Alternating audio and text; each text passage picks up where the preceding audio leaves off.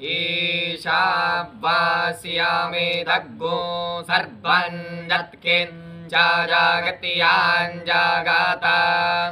तेन तियक्तेन भुञ्जीथामग्रेधः कस्य सविद्धनम् कुर्वन्नेवेह कर्माणि जिजीविकेच्च तग्गो समाः एवं तव नान्यथेतोऽस्ति न कर्म लिप्यते नारे असुर्जानामते लोका अन्धे न तमसावृताः तांस्ते प्रेत्यापि गच्छन्ति ये के चात्मनो जनाः अनेजदेकं मनसो जावीयो नैनद्देवा आप्नुवन् पूर्वमर्षत तद्धावतोऽन्यानत्येति तिष्ठत्तसमिन्नपोम तरिष्वा ददाति तदे जाति तन्नै जाति तद्दूरे तद्वन्तिके तदन्तरस्य सर्वस्य तदु सर्वस्य स्यावास्जातः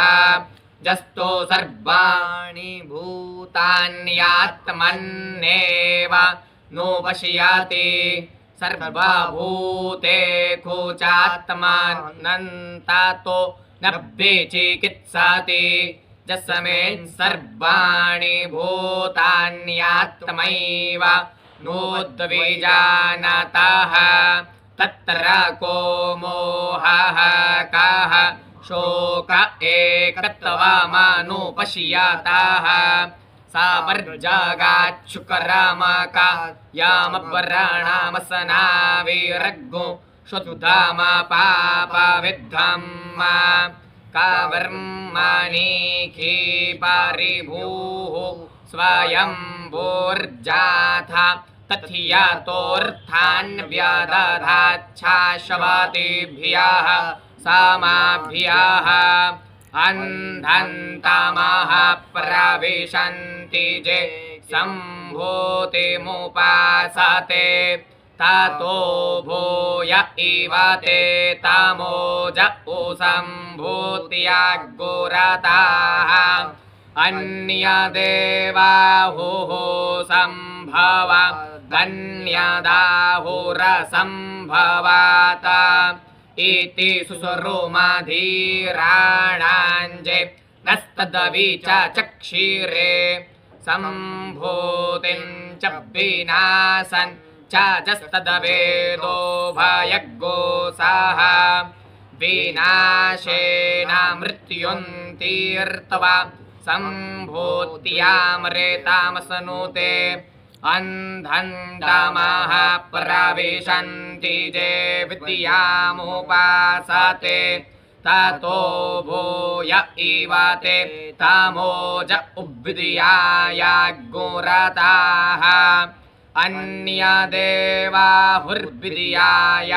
अन्यदा हुरविद्यायाः इति सुसुरुमधीराणाञ्जे नस्तदविच चक्षिरे विद्याञ्च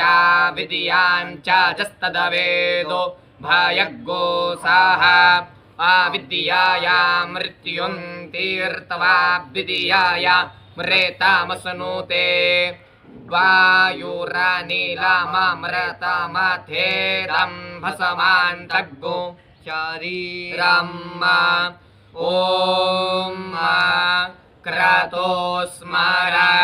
क्लीबे स्मर क्रेतग्गु स्मर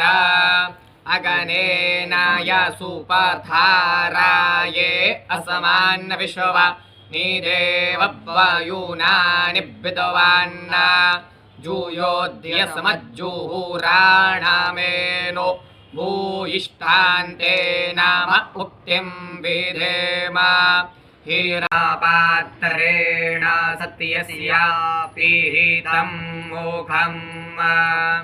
जोषा ये पुरुखाः सोऽसावहम् ॐ खं ब्रह्मा